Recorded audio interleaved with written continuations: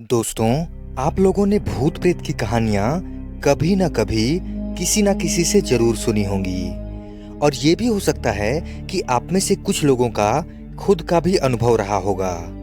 कुछ लोग इन सब बातों को सच मानते हैं, तो कुछ लोग सिर्फ कोरी कल्पना ही मानते हैं। दोस्तों, आप लोगों में से बहुत से लोगों ने हॉरर वीडियो की डिमांड की थी, इसलिए आज मैं आपको भारत के विभिन्न राज्यों की लोक कथाओं और किंवदंतियों के अनुसार भारत में पाए जाने वाले अलग अलग तरह के भूत प्रेतों और इनसे जुड़ी चीजों के बारे में बताऊंगा।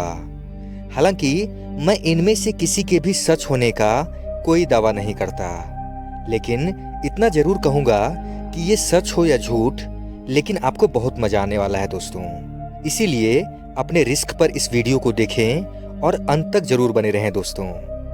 नंबर 1, प्रेत या प्रेतनी। ये भारत के सबसे प्रमुख भूतों में से एक हैं, जिन्हें भारत के लगभग सभी राज्यों में माना जाता है।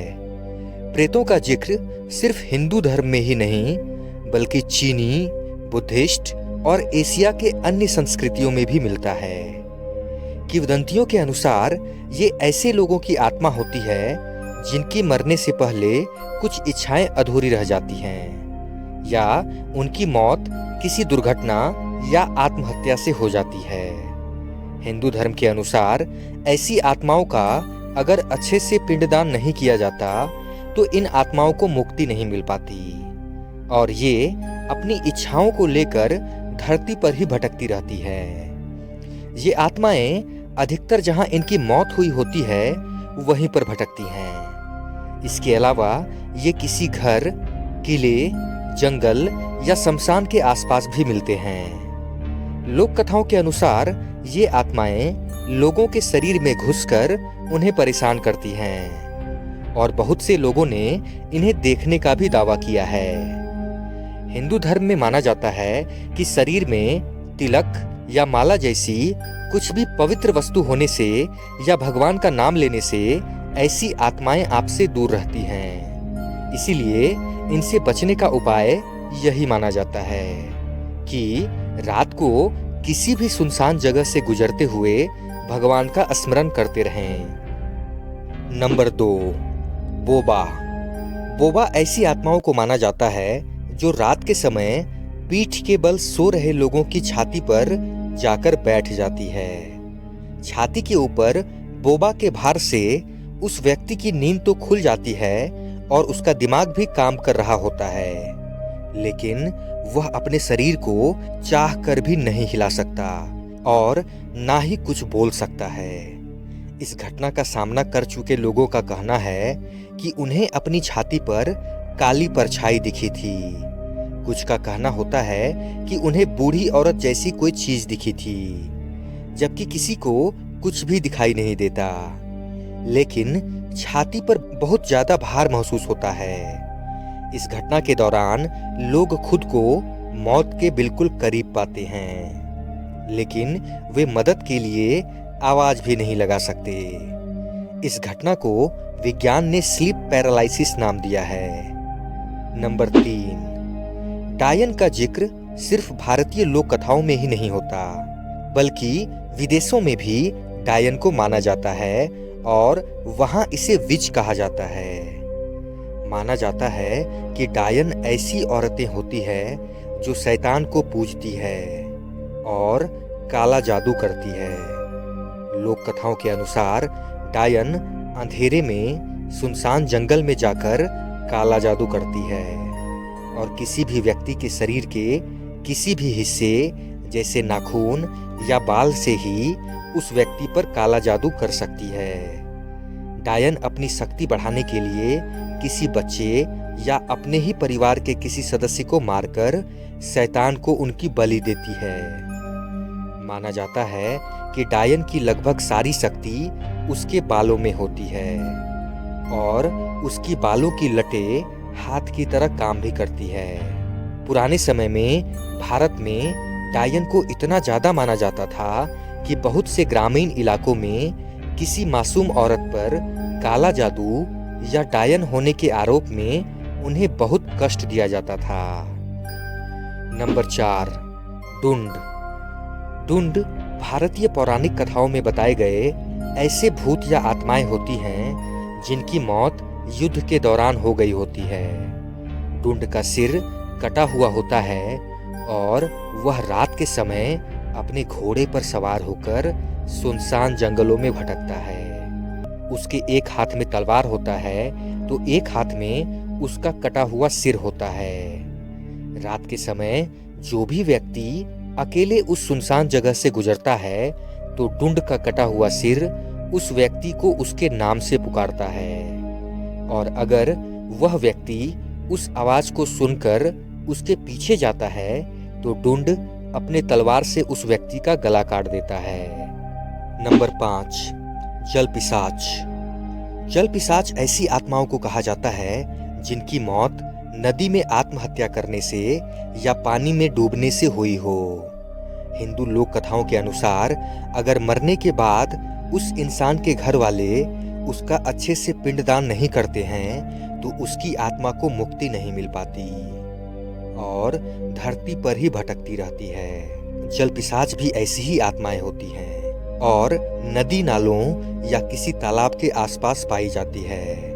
और जो भी व्यक्ति रात के समय अकेले में नदी या तालाब के किनारे जाता है तो जल पिशाच उसे भी पानी में डुबोकर मार देता है। नंबर 6, चुड़ैल। चुड़ैल भारत की डरावनी लोक कथाओं की सबसे प्रसिद्ध पात्र है।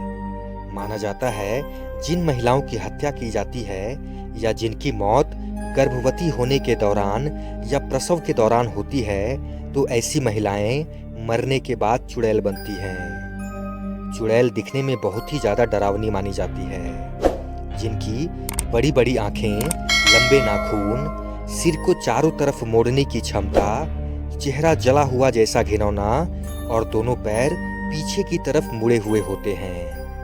लेकिन ये खुद को किसी सुंदर औरत में बदल सकती है, लेकिन फिर भी इनके पैर उल्टे ही रहते हैं और उल्टे मुड़े हुए पैर चुड़ैल को पहचानने का एक आसान तरीका माना जाता है। चुड़ैल सुनसान किलों, सुनसान जंगलों या रास्तों पर रहती है और बहुत से लोगों ने रात के समय सुनसान रास्तों पर चुड़ैल को देखने का दावा भी किया है।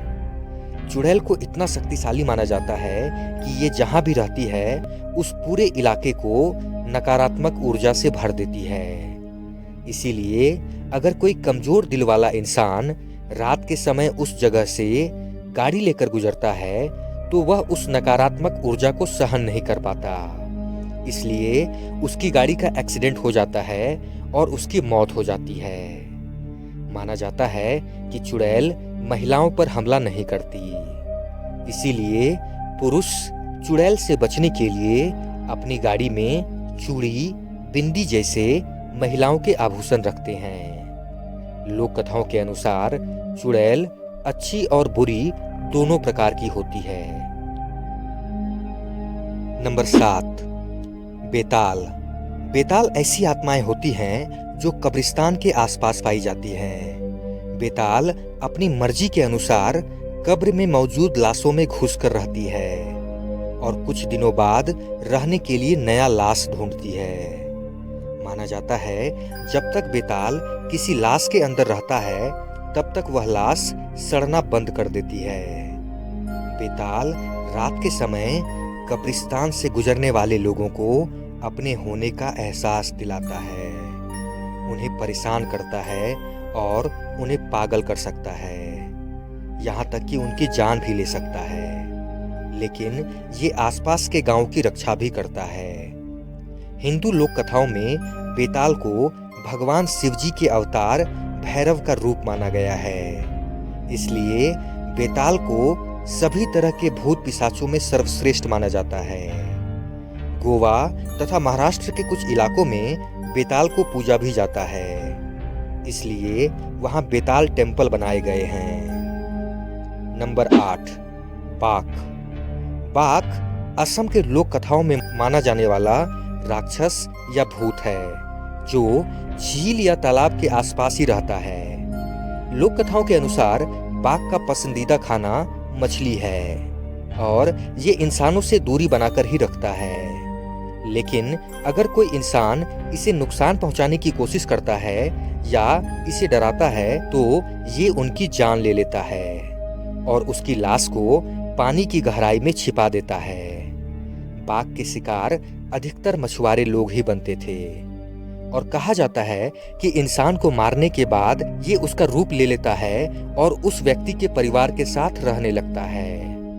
एक मान्यता के अनुसार बाघ के पास एक थैली होती है जिसके अंदर उसकी सारी शक्ति होती है और जो भी इंसान उस थैली को उससे छीन लेता है, बाघ पूरी तरह उस व्यक्ति के वश में हो जाता है और किसी जिन्न की तरह उस व्यक्ति की सारी बातें मानता है।